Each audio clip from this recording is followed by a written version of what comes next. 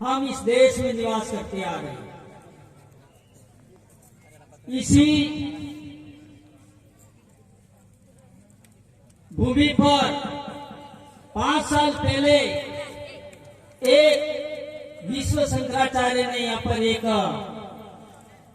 आयोजन किया था। उसके अंदर कुछ शंकराचार्य ने ये कहा था, मैं इस दुनिया के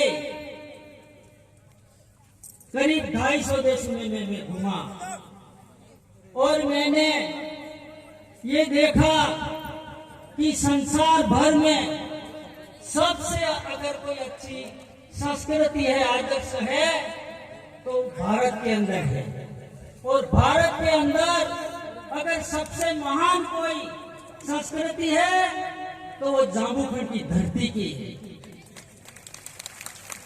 और जामुखंड की धरती के अंदर भी अगर किसी के पास में महान भावना है, आदर्श की भावना है, तपस्या और त्याग की भावना है, तो वो आदिवासी समाज के पास में है। इसके बाद में किसी के पास में नहीं है। तो ये भूमि के बारे में मैं कहना चाहता हूं कि ये तपोभूमि है। रियासत जमाने के अंदर भी किसी रियासत की बपोती नहीं थी, न बांसवाड़ा की थी, न डूंगरपुर रियासत की थी, न कुशलगढ़ रियासत की थी, और न ही मेवाड़ की थी। तो ये भूमि कुदरती रूप से स्वतंत्र भूमि है और वो आदिवासियों के नाम से ये जानी जाती है।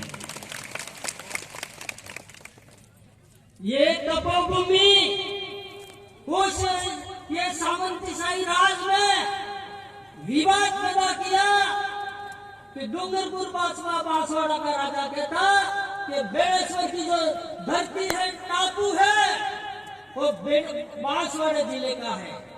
डूंगरपुर का राजा उदय सिंह कहता था ये बेड़ेश्वर की धरती है, वो डूंगरपुर रियासत की है।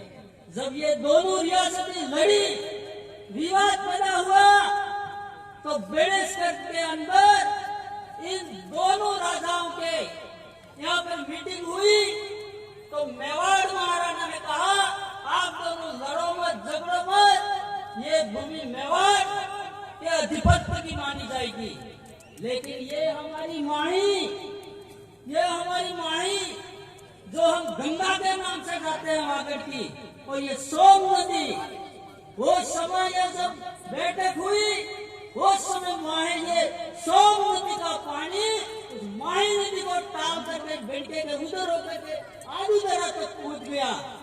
तो वो समय ये विवाद खत्म हुआ कि डूंगरपुर ये धरती बेड़ेश्वर की पूरी के पूरी डूंगरपुर जिले की मानी जाएगी, ये था।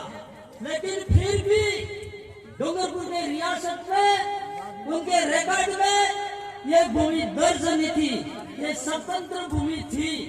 लेकिन बाद में जाकर आजादी के बाद में भी ये भूमि 50 साल तक, 60 साल तक ये स्वतंत्र भूमि रही।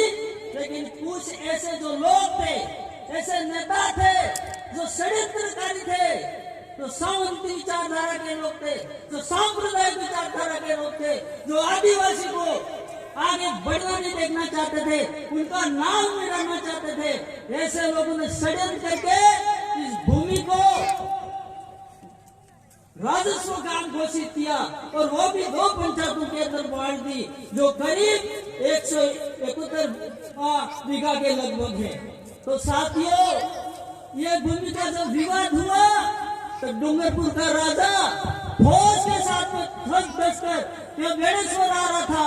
तो उसमें पाल मैडम के बेलूरी आदिवासी ने चित्रेडी के घाटी के अंदर उस फौज को लूट लिया, और उनके सोने चांदी के बर्तन थे वो भी ले गए, और उनको भोजन भी जीत लिया। और खाली हाथ डूंगरपुर के राजा को डूंगरपुर पूछना पड़ा, और उसके बाद में डूंगरपुर के राजा ने पाल मांडव को 7 बार जला दिया, और जलाने के बाद में वहां पर जूझ रहा था एक बरगद के पेड़ पर। तो हमारे आदिवासी भाई ने, जो कि मांडव के थे, उन्होंने क्या किया वो महाराज जूझ रहा था, बंदूक की गोली मन लगाना चाहते थे, लेकिन कहा कि ये हमारे डूंगरपुर का राजा है, इसलिए उनको मान लो नहीं मारा जाए। तो फिर बंदूक में बारूद था वो निकाल दिया और सोने की जो मटकी थी उसको कूट के गोली बनाई। एक बार जोरदार ताली हो जाए, जोरदार ताली हो जाए। समय सीमा का ध्यान रखें भक्तगण।